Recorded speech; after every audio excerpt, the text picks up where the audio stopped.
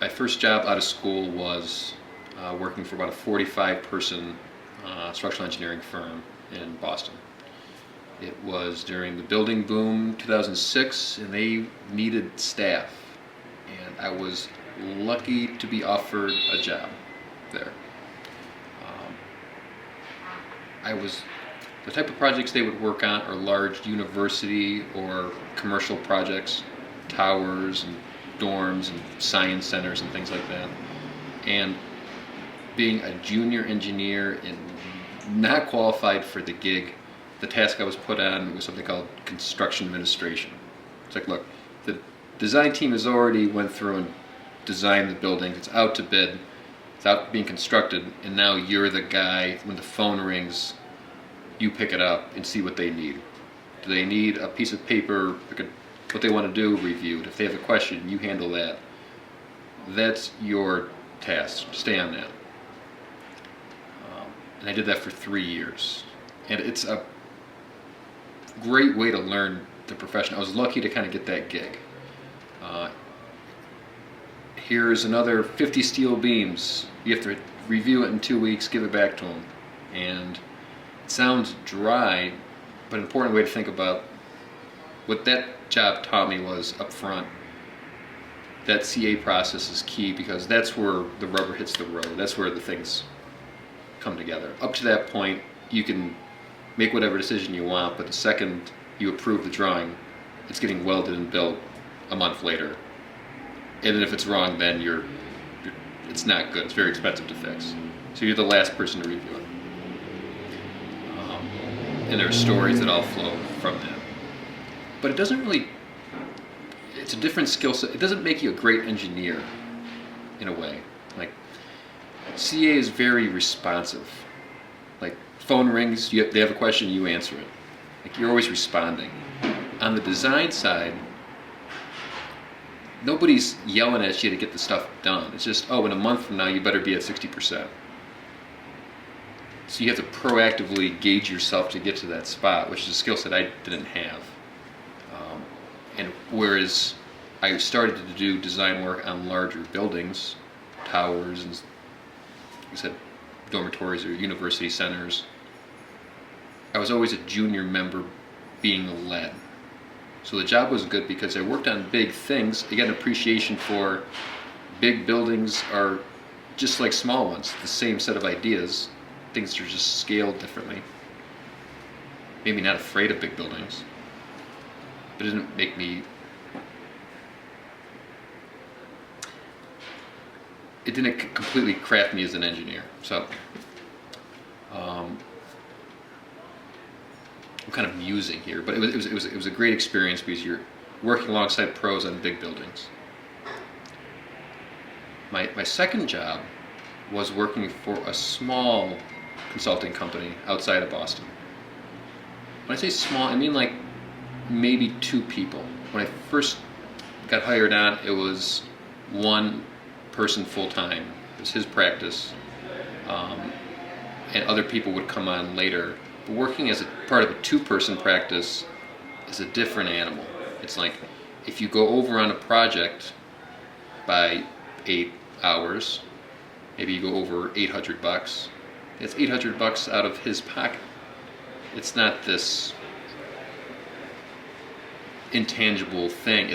Everything was very visceral, and it was in 2010-ish when we're in the middle of the Great Recession.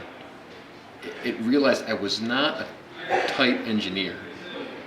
Like my ability to hit deadlines was poor. My writing was poor. Sometimes I would be sloppy on drawings. It was a big hit to the gut. My boss was a pro. He was a really good guy and patient. But that experience, I owe a lot to it because the economics of an engineering firm, being a self-starter, providing quality work, knowing what quality work looks like, that a lot of that came from there. It was stressful. I had never been really, really stressed before. The physical manifestations of it. It was a great experience. opportunity came for a different firm down the road to work for, and it was kind of a mutual, you know what, good luck to you. You're going to another firm route, sounds good. The third firm was, kind of just giving the overview of this. The third firm was a 6 to 7 person mid-level, or 6 to 7 person, I'm sorry. My third job was also out in Boston, and it was like a 6 or 7 person firm, solely structural engineering. 3 senior guys, they're all pros, and 3 other designers who were all good at putting buildings together. It was really a good practice, and I was the 7th person, and just kind of the junior shooter role. That was a fun job, because I've already worked on large buildings.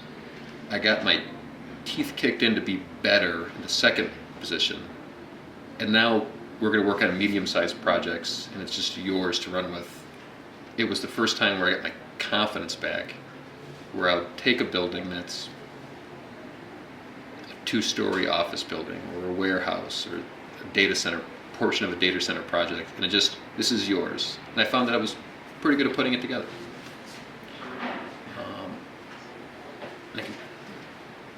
It was a good experience, and I can see how working for like a 7-person structural engineering firm is kind of a nice sweet spot.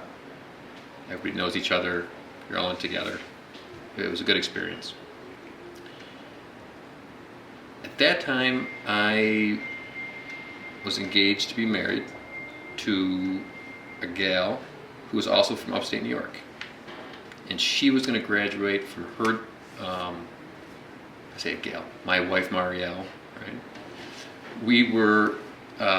She was graduating from a master's program in nutrition, to be a registered dietitian, in May, and we're going to get married in June.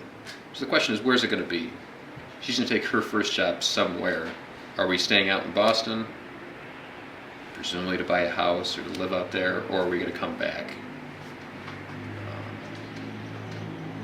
And around that time, there was a job posting for a job back in Troy. Remember, I vowed never to return back to Troy. With Chazen companies, it was a multidisciplinary firm looking to kind of regrow their structural engineering group. I met with the VP of the engineering, and my wife and I just said, let's go home. And it was the right move. Close to family, upstate's cool, it's fun, wholesome place to live, you can afford to live it, you're close to everything. I came back to work on my 4th job at Chazen. Even before I talked about the job, the move back was right. Troy's cool. It's good to be home. My 4th job is, and my current job is, I work as a structural design engineer / project manager, depending what hat you wear, for Chazen, a now 5-office multidisciplinary engineering firm. It's based in upstate New York. Multidisciplinary, what does that mean?